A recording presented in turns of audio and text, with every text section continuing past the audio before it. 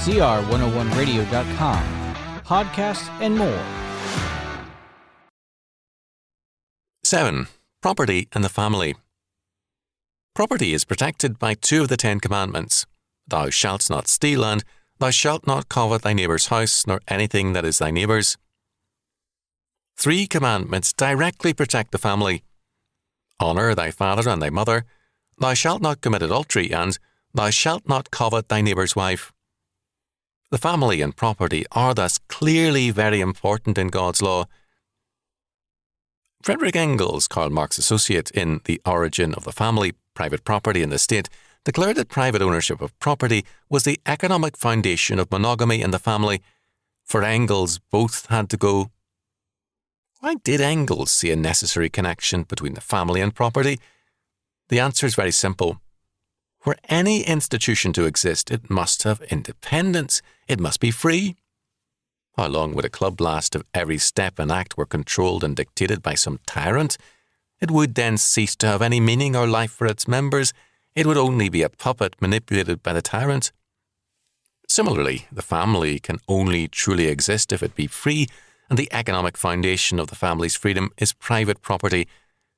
This is why communism, in its war against the family, has steadily limited and destroyed the rights of private ownership. Property, then, is necessary for the survival of the family. Property is necessary not only for the survival and freedom of the family, but it's also necessary for the authority of the family. Under communism, the children's future depends on loyalty to the state. The children are therefore loyal to the state and disloyal to their parents. Communistic children readily spy on their parents for the state and often denounce their parents. The real authority in their lives is the state, because it provides for their future, and the state also has the power to destroy their chances of success or survival. But where the father possesses private property and provides for his children's care and future, it is the authority of the father which governs the family.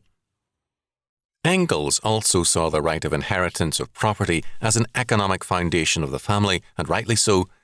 Where property belongs to the family, and the father can will it to a godly son or disinherit him for waywardness, the authority of the family is strengthened and the discipline of the family is undergirded. Honour and authority go hand in hand, and where parents have authority, they are more readily honoured. Property gives power to man in the family. It is God's will, clearly declared in Scripture, that man possess, develop and use land and personal property under God. The transfer of property to the state means that man's God-given powers are transferred to the state, and man is reduced progressively to slavery. More is at stake in private ownership than property. Man's freedom under God is the issue.